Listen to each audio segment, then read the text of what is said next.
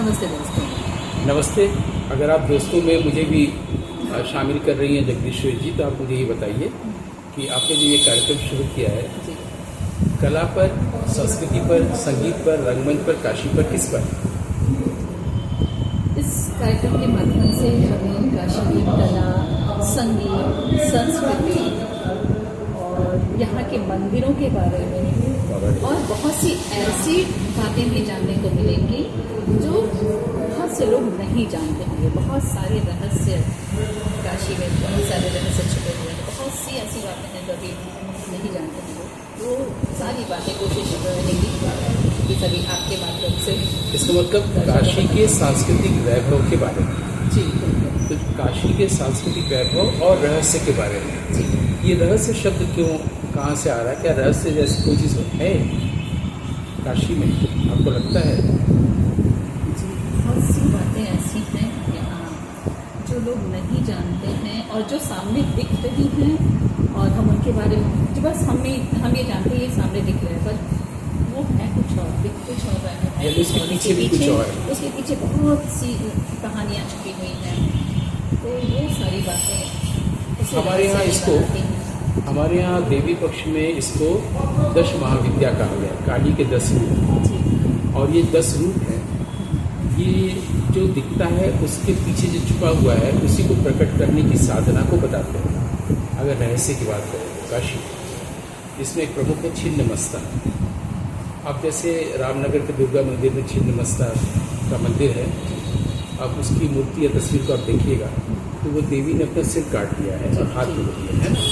अब इसका अर्थ नहीं मालूम, इसका अर्थ पता होगा तो रहस्य पर से पर्दा उठेगा। तो मुझे लगता है आपने जो कहा रहस्य, उसका मैंने एक सटीक उदाहरण, जी, जी, जी।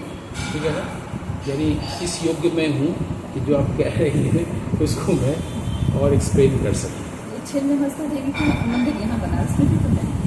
बनारस में नहीं, बस ये रामनगर में दुर्गा ही। मंदिर में है, पीछे की ओर। यहाँ बनारस में कहीं नहीं। बनारस का और दूसरे 9 रूपों का है काली की।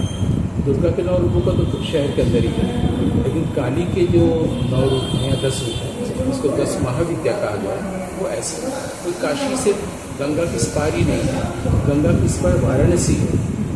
काशी बहुत बड़ा एक भौगोलिक क्षेत्र रहा है एक समय। तो एक तो रहस्य का एक उदाहरण हुआ।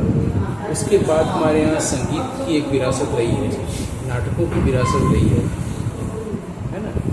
और नाटक में ही संगीत दिया जाता है, गायन वादन नृत्य दिया जाता है। बल्कि उसकी शुरुआत करनी चाहिए पहले इस बात से कि नाटक करने के लिए या नाटक लोगों तक ले जाने के लिए हमारे यहाँ एक शास्त्र है, जो काशी में रचा गया, उसका नाम है नाट्य शास्त्र, भरत मुनि का नाट्य शास्त्र। और इसको हमारे यहाँ पंचम वेद कहा गया है। हमारे यहाँ नहीं कहा गया, बल्कि भरत मुनि ने ही कहा है। उन्होंने कहा है कि सर्व शास्त्रार्थ संपन्नम, सभी शास्त्रों के अर्थ से संपन्न, सर्व शिल्प प्रवर्तकम, सभी शिल्पों का प्रवर्तन करने वाला, नाट्याख्यम, नाटक नामक, आख्यम मने नामक, नाट्याख्यम पंचमम वेदम, 5वां वेद, से इतिहासम, इतिहास के साथ करोगे हम, अहम करोगे मैं करता हूँ। यानी मैं 5वें वेद का प्रवर्तन करता हूँ, 5वें वेद की प्रतिष्ठा करता हूँ, जो सभी शास्त्रों के अर्थ से संपन्न है और सभी शिल्प का इसमें प्रणयन है। अब उन्होंने बताया कि 5वां वेद क्यों, क्योंकि उन्होंने 4 वेद हमारे यहाँ थे ही थे, ये 5वां वेद बनाया। तो उन्होंने ऋग्वेद से पाठ लिया, स्क्रिप्ट, डायलॉग है ना, लाइन्स, सामवेद से संगीत लिया, यजुर्वेद से अभिनय लिया और अथर्ववेद से उन्होंने रस लिया, है ना। उस ज़माने में तो सोम रस होता था। यह रस का तात्पर्य है प्रभाव। आपने नाटक किया, नाटक का प्रभाव क्या बना। हालांकि उन्होंने चारों चीज़ों से नाटक को संपूर्ण बना दिया। लेकिन ये मुझे समझ नहीं आया, जी। अथर्ववेद से रस, अथर्ववेद में रस की बात है। ऋग्वेद में जो ऋचाएँ हैं, जो ऋच धातु से बना है, वो उसका मतलब है कि मंत्र, पाठ, इस स्क्रिप्ट लिया। यजुर्वेद में क्या हुआ, कर्म कांड करना, इसलिए उसमें अभिनय लिया। अथर्ववेद में सिर्फ सोम रस की बात की, रस की, वहाँ से रस जैसे हम अगर नाटक देखते हैं तो हम खुद ही इसमें डूब जाते हैं। अगर अभिनय बहुत अच्छा है, कहानी बहुत अच्छी है, तो फिर इसमें अलग से आप अभिनय में डूब जाती हैं ऐसा आपको लगता है, ओवरऑल नाटक में डूब जाती है। तो ओवरऑल जब नाटक में आप डूब जाती है तो उसमें उसका डायलॉग स्क्रिप्ट भी होता है, उसका एक्टिंग साइड भी होता है, उसका म्यूजिक साइड भी होता है, और जो आप तक आया वो आया प्रभाव को हमारे यहाँ उस ज़माने में संस्कृत में रस कहा गया है, जिसको आज हम इफेक्ट कहते हैं।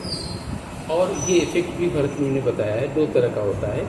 एक जब ऑडियंस नाटक देख के ताली बजाते हैं, और एक वो जब ताली बजाना भूल जाते हैं। जब ताली बजाते हैं पूरी तरह से जब ताली बजाते हैं तो उसको कहा गया मानुषी सिद्धि, और जब भूल जाते हैं डूब जाते हैं उसको कहा गया दैवी सिद्धि। ये तो हुआ नाटक के बारे में हमारे यहाँ का नाट्यशास्त्र का विचार। लेकिन अगर आप अभी के नाटक देखिएगा उसमें एक और चीज़ होती है, वो होता है निर्देशक। अब निर्देशक नाट्यशास्त्र में नहीं है, प्रयोक्ता है जो प्रस्तुत करता है। डायरेक्टर अब आ गया है, तो डायरेक्शन के बगैर लगता नाटक होगा नहीं। लेकिन अगर भरतमुनि ने सोचा है अभिनेता ही अपने आप में संपूर्ण है, वो चाहे तो पूरा प्ले कर सकता है, तो ज़रूर इसमें इस पर हम लोग सोचना चाहिए कि निर्देशक की कोई ज़रूरत ही नहीं है। हम लोग बिना निर्देशक के नाटक कर सकते हैं कि नहीं? आज कोई भी कहेगा नहीं कर सकते। हाँ, क्योंकि कोई तो एक ऐसा होना चाहिए ना जो हमें बताए कि हम सही कर रहे हैं। बिल्कुल। लेकिन आप देखिए, मैं आपसे जब बात कर रहा हूँ तो मैं किसी से पूछ के नहीं कर रहा हूँ। मुझे किसी ने बताया नहीं है कि ऐसा बोलना, फिर ऐसा बोलना, फिर खामोश हो जाना, फिर बोलना, फिर थोड़ी देर बाद सिर्फ इधर घुमाना, फिर इधर घुमाना, ऐसा किसी ने बोला नहीं है ना, अपने आप हो रहा है ना। ऐसे ही अगर मान लीजिए हम लोग 2 एक्टर हैं तो आप भी वैसे ही कर रहे हैं। हम दोनों को किसी निर्देशक की ज़रूरत नहीं है। और अब हमारे अंदर अगर टैलेंट है, मैं आपको हंसा सकता हूँ, रुला सकता हूँ, गंभीर कर सकता हूँ और अचानक डरा सकता हूँ। ये एक्टर ही कंप्लीट है, उसको निर्देशक की ज़रूरत है नहीं। लोगों को ये अभ्यास करा दिया गया है पिछले 70-80 सालों में कि बिना डायरेक्टर के प्ले नहीं है। मतलब जब शुरुआत हुई नाटकों की तो उस समय कोई डायरेक्टर नहीं था, और भारतेंदु हरिश्चंद्र तक नहीं था, भरत से भारतेंदु।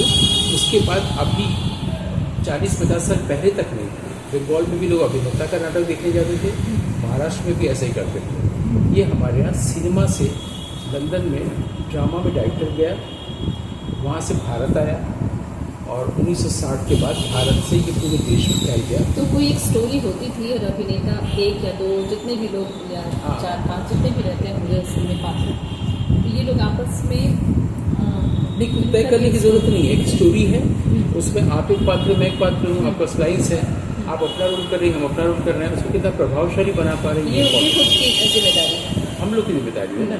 मान लीजिए अभी हम लोग बकवास करें तो कोई नहीं सुनेगा, है ना।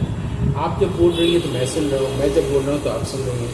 फिर हम लोग इसको ट्विस्ट भी कर दे रहे हैं, मोड़ भी दे रहे हैं, तो इससे कहानी में होता है। ये जब हम लोग कर रहे हैं तो, और अगर हम लोग ऑडियंस को बांध ले रहे हैं, प्रभाव तो हो ही गया। निर्देशक कहाँ आ रहा है? तो इस पर भी हम लोग चाहे तो आगे भी कंटिन्यू कर सकते हैं, अगर ये विषय आपको रोचक लग रहा है तो। हम लोगों ने आज एक आरंभ कर दिया नाटक पर बात करना। बिल्कुल, नाटक, और आपसे तो नाटक के विषय में बहुत कुछ चर्चा, मुझे लगा 2-3 हफ्ते हम इस पर चर्चा कर सकते हैं। हम लोग साथ साथ बात करेंगे। फिर कभी चर्चा होगी इस विषय पर। आज के लिए बस इतना ही।